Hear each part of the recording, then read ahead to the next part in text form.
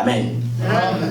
Donc Nzambe a sacrifié la première Égypte pour libérer Bango.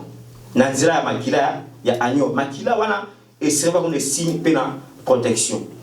Alors babimaki mais eloko ba motuye ke Nzambe albaki na bango boyabi bo conserver date oyo et commis chaque année le la loi mo perpétuelle entre bino na ba descendance na bino chaque année il faut célébrer bango na honneur na ngai. Donc le la loi na Israël et bazaki chaque année ba doit célébrer Pâques. Même Nzambe a changé même calendrier Israël. Ba juif calendrier na bango ibandaka ko la Pâques. Donc les sur à janvier dans Pâques les premiers jours pendant les bango sur la Bible pour vous et le premier des mois et bani sur wana. Donc calendrier est changé qui. Alléluia. Mais Nzambe pour na yo a changer calendrier, a changer saison. Alléluia.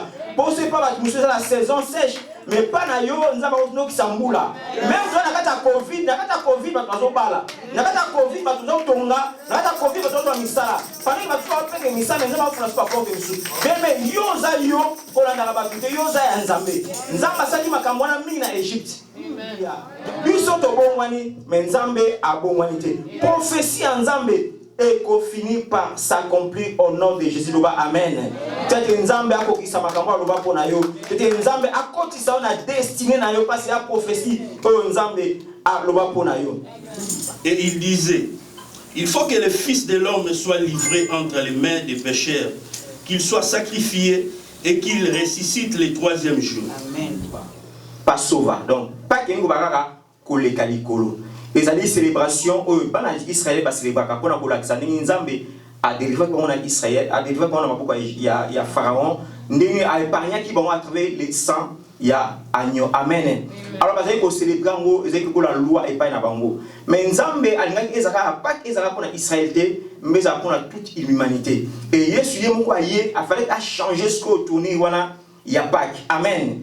Pâques autre célébrer les lois Pâques wana té ya Israël ya loi perpétuelle pour des droits d'Égypte mais ezaka image ya makambo ya réalité faut salama parce que le bien était ancienne alliance et ezali ombre des choses à venir ezaka ombre et lilingi ya makambo pena fait sama na nouvelle alliance. Amen. C'est que Nzamba ko bikisa na makambo wana là on pas bon de lipeta luki pe Nzambe té mais est-ce que na ebi maman moko boye ye en plus maman moko boye c'est là OK.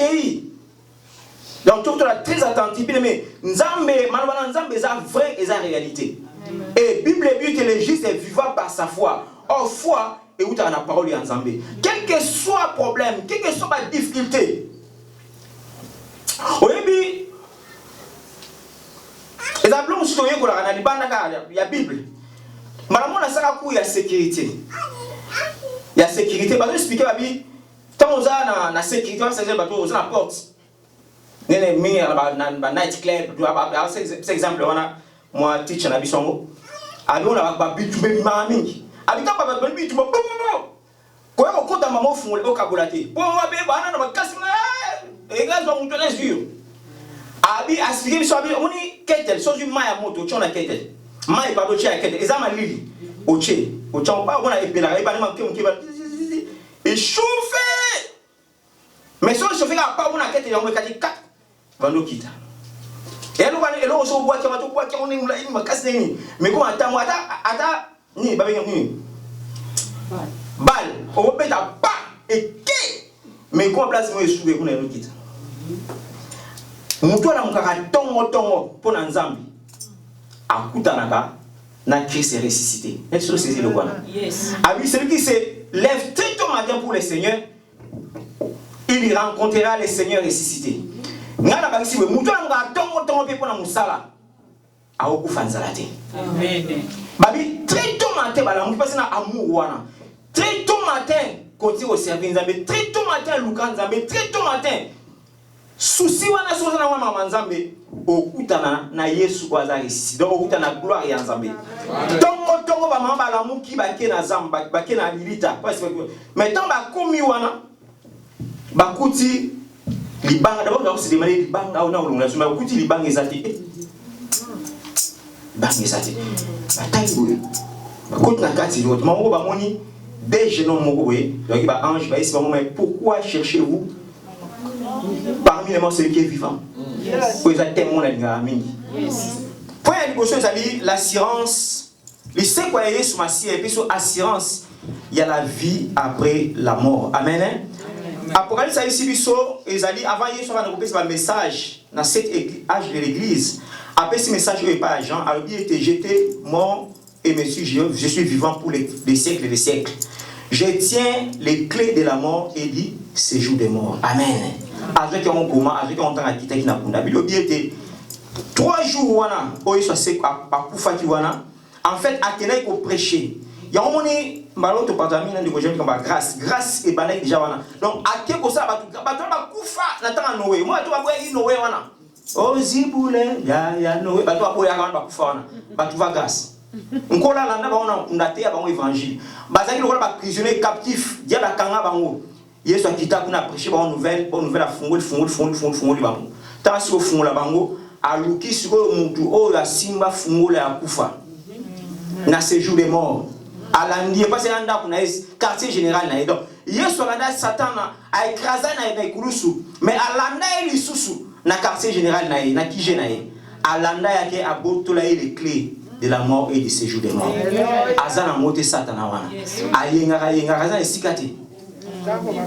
T'as la bonne nouvelle à Christ.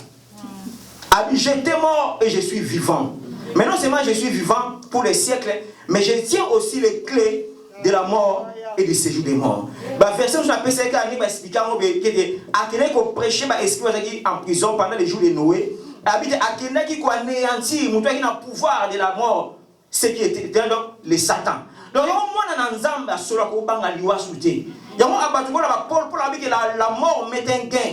Mort est un bénéfice pour nous. Oui, mort est un passe pour la séparation. Mais, tout le monde a lié parce que tout le monde a la vie éternelle. Donc, il y a l'histoire de Lazare. Quand Lazare a couffé, il y a un disciple avec Lazare dort. Babi aswa la ido la mukana après expliquer on so clairement que akufi mais langage wana penya ngwana donc ala dina et quoi ala dina ala mukana et betanga yé ala musina ce qui est soit c'est quoi quitter donc si na tote eza pamba parce que maté autote eza pour na couper c'est biso foi non seulement pour jouer bloc mon kilo oyo mais pour la résurrection pour l'enlèvement église donc ce qui est soit c'est quoi quitter donc maté na biso pendant tout si kana biso côté à to kanga église to kanga bible. Il y a un Corinthien, je crois un Corinthien, de partager en dimanche passé, la prédication de la croix. Paul a dit que n'a pensé au soutien si ce n'est Jésus-Christ et Jésus-Christ crucifié. Donc, Jésus il est ressuscité, il est vivant. C'est ça le message de l'église va prêcher. Il y a mis ça tout. Et vous allez dire, la nouvelle vie en Christ est par le Saint-Esprit. La résurrection en Christ est possible bon yasika katna Yesu. Amen. Dans Corinthiens 5, 17, il y a une réponse à Ézéchiel. Na ko pesa bino motema yasika. Na ko longola bino motema donc habitant d'ailleurs na Yesu a commis moto asika. Makamo nyonso akala eleki, voici toutes les choses sont devenues nouvelles. Et comme une nouvelle comment quand le Saint-Esprit a yé na bomo na biso. Or le Saint-Esprit ne pouvait pas venir pendant que le Christ était encore dans la chair. Tant à zongi na likolo, le Saint-Esprit a eu. Donc résurrection à Christ et ça lui était biso toujours vie à sikakat na Jésus Christ. Alléluia. Et ça veut dire que belé si makamwana la vie nouvelle. Verset où il a versé na ngai na zakota là na bongo motema sika. Na équipe na biso ya na équipe ibane l'équipe a gagner dame. Toi on est toké na ndako mo boy. Oui bité ba biso na moi Richard yom toté. So verset ntema na linga on a fait misma on a zaoté. Parce que verset na côté ya mutu makamunyoso. Mutu aza malade na oté ka wana. Si quelqu'un est en Christ, il est devenu une nouvelle créature. Makamaka les gars qui sont là, bela, si on bela parce que Jésus est quatre nayo, au bout d'un monde toi sika. Na siki mutuana, na mutu malade, na mutu na problème kakawana, na mutu aza péché, na bon monter mateka. Donc verset wana za makambo belé. Verset na nga wana, za oté en batu. Tamana ha gagné tam. Na Kinshasa. Gloire à l'Éternel. Yo kuta na Yesu, mais on changer non. Okutana ki na bar Jésus, okutana na Jésus. Photo tout na surtout film pa yo madame ne ba kongo lwa. Alléluia. Gloire à l'Éternel. Na quelques points qui m'ont poto sur ça. Papa Jean-Pierre. Je l'ai là Ephésiens 2 4 et 6. Kuna résurrection à Christ, et puis son privilège, le privilège d'être ressuscité avec Christ et de s'asseoir ensemble dans les lieux célestes, dans une position de pouvoir, d'autorité, de domination et de victoire sur nos ennemis.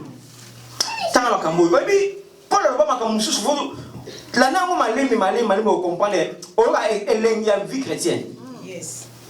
So yo ko bangandoki penza to bangandoki yo mtu vina zamu ya mukilo to zaka awate ba mono amuzaka awate oyo mo shina ba makamo we na biti so awa so na Afrique d'ici so na Angola na bi oyo ke biso to lokula bandoki ba tso ngabe na oshoke bino do omoni ba via bandoki bo omoni na mukili boyeme ala so na vie mususu c'est nous biso so ba chrétien donc bo omona nga boyeme vrai vie na nga eza na lieu céleste. Yes. Bino ba choqué hein. Mais tout un mystère plus que bandoki. Donc spirituellement tout va dans ma place vous êtes très très élevé. Verset nous sur Souba oh je vais expliquer on se bien Colossiens 3 1 à 3. L'année logo bien aimé. Résurrection à Christ, il nous a fait rester ensemble avec lui, et à faire asseoir ensemble dans les céleste. On est aux aba na makambuya ya yitango yeso oyate ona lola te position église ya mo lelo pour le moment position église ya moi l'église est assis avec le Christ dans les lieux très hauts. On a expliqué Arabi mpc na kata mulangi au chesko na place ba soso bazala na so ça expérience biso ça expérience en Afrique aujourd'hui mpc au chesko na kata mulangi apoka bato ba beaucoup la soso jouer sur che et place ba soso bazali ba soso bazo mona mpc meta bazo wa to bazo puta so na ah mais ça kata on ya ni na ka seka ba ngaka vie chrétien ngwana donc vie na biso ya caché en Christ d'abord babi là où Christ est assis à la droite du Père. Amen. En position à droite, il y a position autorité, il y a pouvoir, il y a force. Et c'est la puissance, autorité, en disant, Vandi, Yesu azawa, na so biso so na so na kati ya Yesu. Donc pour toucher nga, obomina nzambe, oyeba Yesu si momoninga. Si ko kokane. Et si mané. Et pas nandé. Nzambe so a sécurité Christ, a pouvoir ko sécurité nyonso. Et nzambe apesi biso par la foi. Toi na pouvoir koloba peko ekufa ngisa nini ese kwa tika o ekufa na vie na yo ese kwa tika o ekufa na famille na yo ese kwa tika o ekufa na musana yo ese kwa o ekufa na libana yo ese kwa mais Dieu a la puissance ya ko ressusciter oyo ekufa et a déployer un mot pour la vie de l'église mise na bango fungwa to comprendre puissance en Nzambe, autorité en Nzambe. Et ceux qui disent que Nzambe a payé sous pouvoir, lui a autorité, domination, principauté, donc hasard au-dessus, la communion sur le temps avant le siècle, donc résurrection à Christ est bien aimé. Et puis si so makasi ya kondima, ya ko croire na nyoso oyo, mission impossible. Amen. Alléluia. Amen. Voyez le message à Ange Gabriel et pas à Marie. Tant bien au Rosoazemi, au Binaï Mobalitabi, Saint-Esprit va couvrir. Car rien n'est impossible à Dieu. N'est-ce pas que le mot est impossible et pas na yo au numéro Yesu. Amen. Il voit Yesu c'est quoi? Il y a la clé. N'y a pas possible. Ce que yo ndimi. Verset sur la conclusion de Abisso, et ça 1 Corinthiens 5, 7 à 8. Tout le temps en Abisso. Kuna, Paul sur la Bible a dit Christ est notre Pâques. Tout célébrer les vins, il y a karaté. Maintenant, Pâques sans les vins. Alléluia. Donc, le coup là, Yesu a couvert pour les soumous. Biso tout fait dans le péché. Donc, tout célébrer Pâques. Tout célébrer Pâques. Pâques, on célèbre la loi perpétuelle. Na calendrier ba na la perpétuelle chaque année isa mais biso isa en réalité ça mikolonio so isa. Yes. Jésus ça c'est quoi mikolonio so que Jésus est vivant. Tant on est que Yesu est vivant, na obangelo monter. Tant on est que Yesu est vivant et a butu et Dieu ba et a butu ya mo na obangelo côté. Yesu a nous connait na obangelo donc Yesu a na bomo. Et ça longi liwa alongi makamunyo se ko kanga mutu. Yesu a alonga yango. Alors yoso sana yesu ozotambula na yesu wana. Pourquoi vous continuez kobanga? C'est ça la bonne nouvelle. Nzambe a pambola parole na ye. Amen. Tote pour na kubondela Nzambe. Tote pour na kubondela Nzambe.